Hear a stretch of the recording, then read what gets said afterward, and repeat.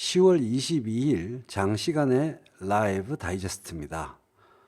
8월에 해킹 사건으로 큰일 난 거 아니냐, 엄청나게 이재명한테 위험해진 거 아니냐라고 걱정하시는 분들이 많은데 걱정하지 마십시오.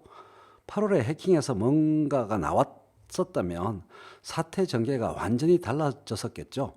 지금까지처럼 이루어지지 않았을 겁니다. 그러니까 걱정 안 하셔도 됩니다. 안심하셔도 됩니다.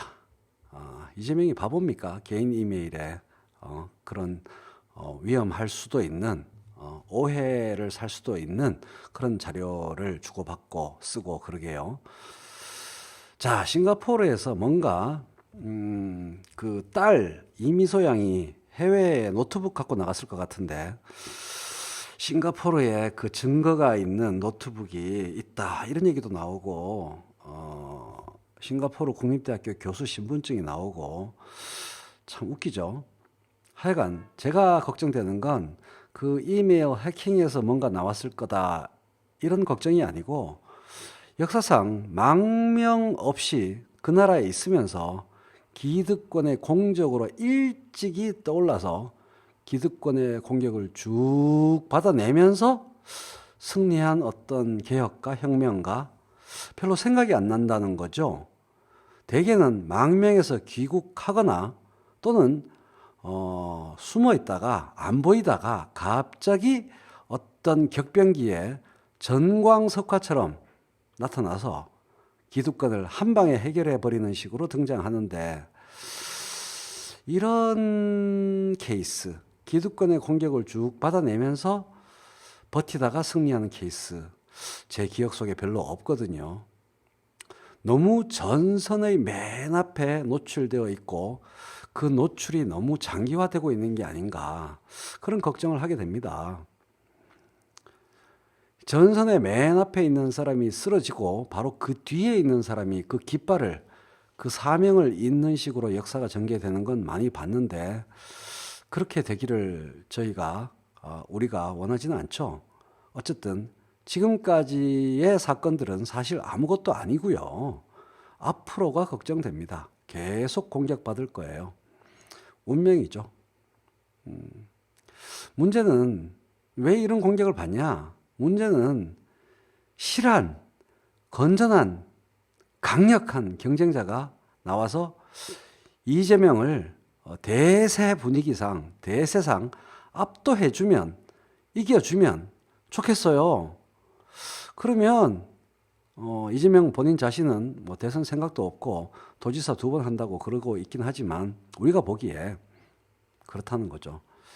실한 강력한 건전한 경쟁자가 나와줬으면 좋겠다. 그러면 지금과 같은 공격을 안 당할 텐데 이재명이 현재 당하는 고난은 저 빨간 글씨 실한 강력한 건전한 경쟁자가 없어서이기 때문입니다. 그래서 저 빨간 글씨가 빨리 출연했으면 좋겠어요. 그런데 그럴 가능성이 별로 보이지 않아서 걱정입니다.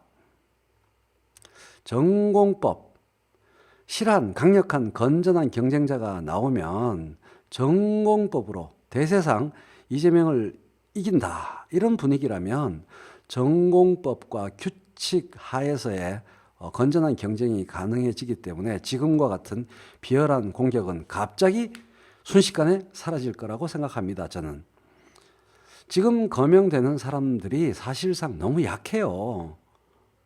객관적으로 현실성이 떨어져요. 그래서 이 사람 거명되다가 조금 있으면 저 사람 거명되고 조금 있으면 또 다른 사람 거명되고 이러고 있잖아요. 그래서 이재명만 공격받게 되는 겁니다. 강력한 이재명을 압도할 듯한 대세상 이길 듯한 그런 실한 강력한 건전한 경쟁자가 없기 때문에 이재명만 들판에 홀로 서 있는 꼴이기 때문에 공격을 받는 거다. 저는 그렇게 생각을 합니다. 채팅창에서 많은 분들이 고개를 끄덕이셨어요. 이재명 지지자들이 허걱, 저런 사람이 허걱, 저 사람이 이재명을 이기겠네 라고 허걱할 만한 인물이 하나도 없어요. 이거는 이재명 지지자들의 눈에만 그렇게 보인다는 게 아니라 다른 모든 사람들이 보기에도 이재명의 경쟁자가 안 보인다는 얘기고 이재명밖에 오로지 이재명 오로지 이재명밖에 안 보인다는 거죠. 그래서 만약에 박원순 시장이 엄청난 히트를 쳐서 부상한다거나 유시민 이사장이 엄청난 히트를 쳐서 부상한다거나 이런 식으로 다음 대통령으로 후보로 하여간 누군가가 이재명 아닌 누군가가 될 거다.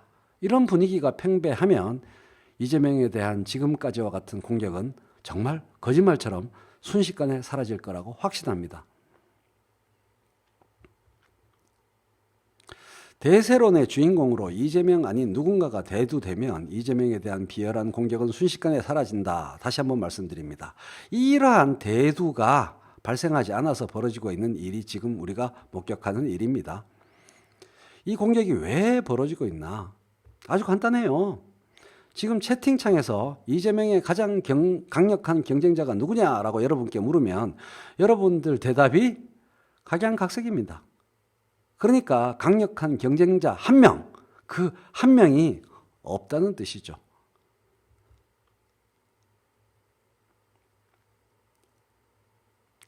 미리 싹을 밟아놓자. 싹이 보이는 것은 이재명 한 명밖에 없거든요. 싹이 있는 사람이 이재명밖에 없으니 이심전심으로 가까운 거리에 있는 사람이든 먼 거리에 있는 사람이든 이심전심으로 이 싹을 밟으려고 하고 또 누가 싹을 밟을 때 무관심, 외면하게 되는 거죠.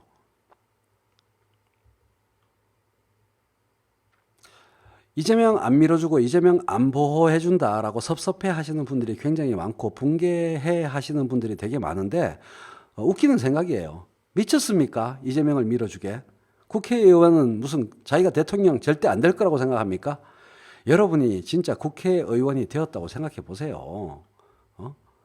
대통령 꿈 안 가지겠습니까? 그런데 이심전심으로 서로 동감하는 거죠. 제발 앞서서 달리는 사람이 꽈다당 넘어지기를. 그걸 다 원하죠. 이재명이 쭉쭉쭉 달려나가면 그건 뒤집어서 자기 대통령 희망이 퍽퍽퍽 사라진다 이 뜻인데 그걸 누가 좋아해요? 다른 놈이 또 딴 놈이 달려나가면 마찬가지 심정이 되는 거죠. 이재명 아닌 누군가가 또 쭉쭉쭉 달려나가면 마찬가지 심정이 되는 겁니다. 문재인 후보가 내내 공격받았던 것도 바로 이거예요. 문재인 후보가 몇 년 동안 얼마나 많은 공격을 받았습니까? 맨 앞에서 쭉쭉쭉 달려나가니까 가장 강력한 대통령 후보로 돋보이니까 박근혜 시절에 엄청나게 공격을 받았던 거죠. 똑같은 이치입니다. 외로웠죠. 그때 문재인 정치인이.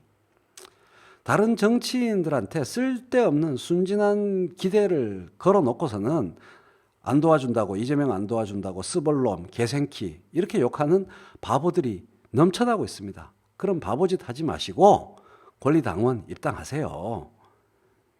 그게 진짜로 이재명을 키워주고 지켜주는 방법입니다.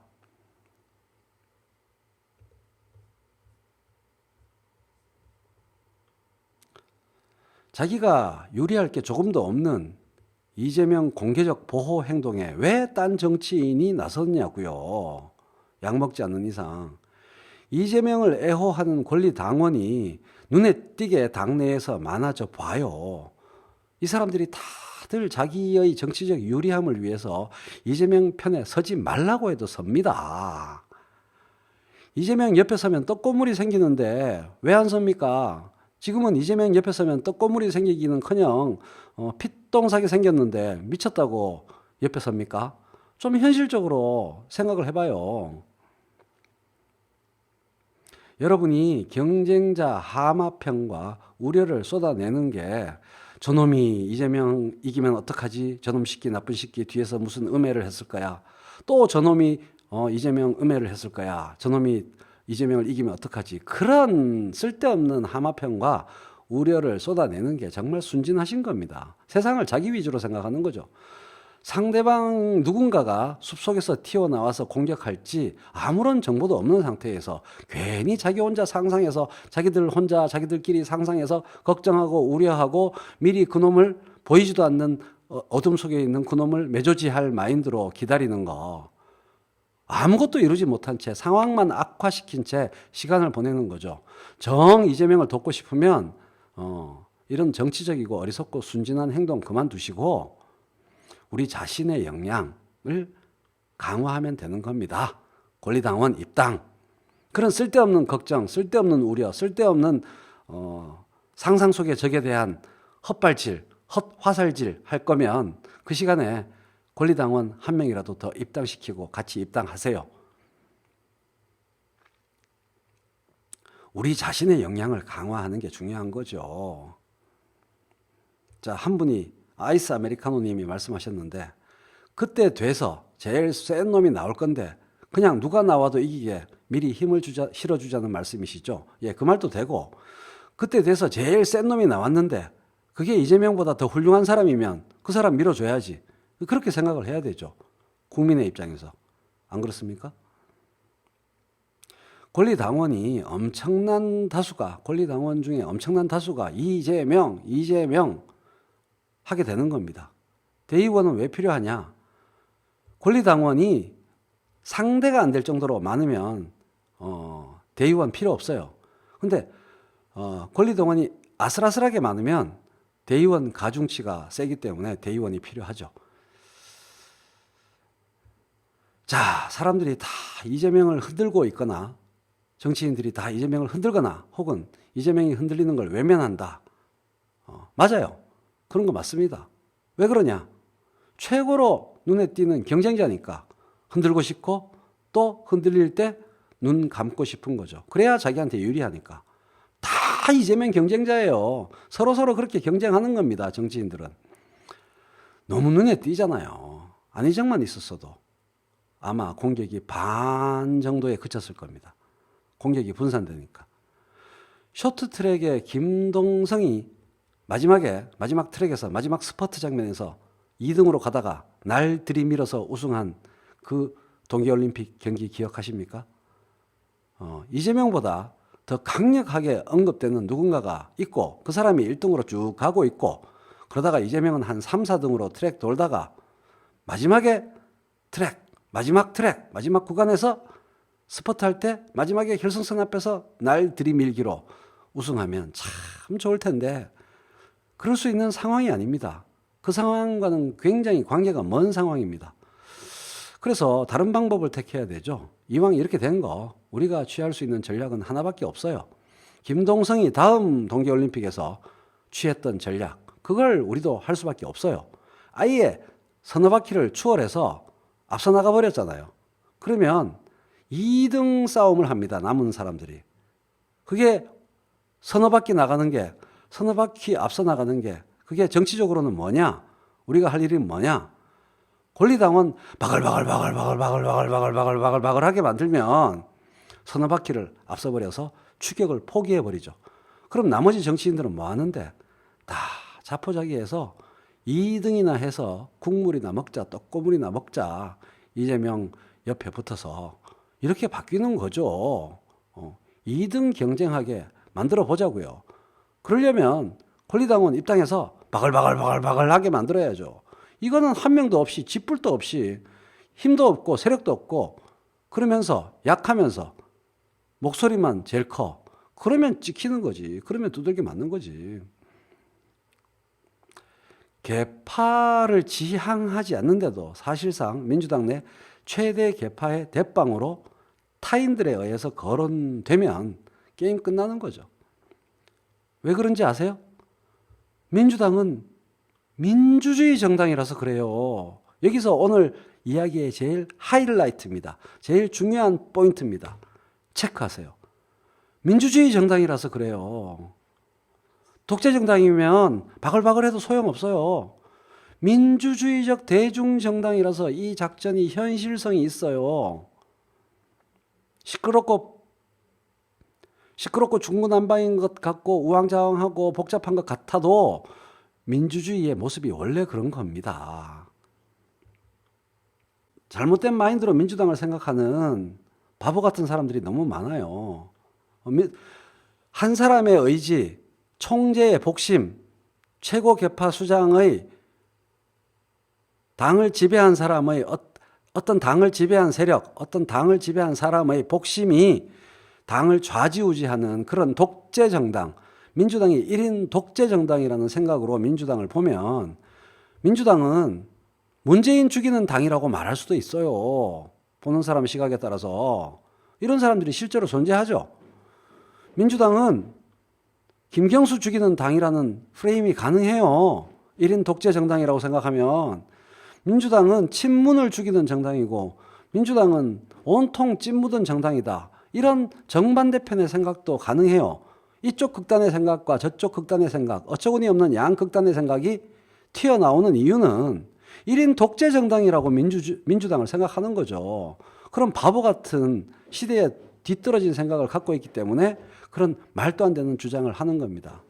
소수의 음모와 의도와 실행에 의해 장악되어서 일사불란하게 움직이는 정당, 이 민주당이라는 엄청난 오해를 깔고 서로 싸운다는 거죠. 어처구니 없는 생각입니다. 시대착오적인 생각이에요. 에휴.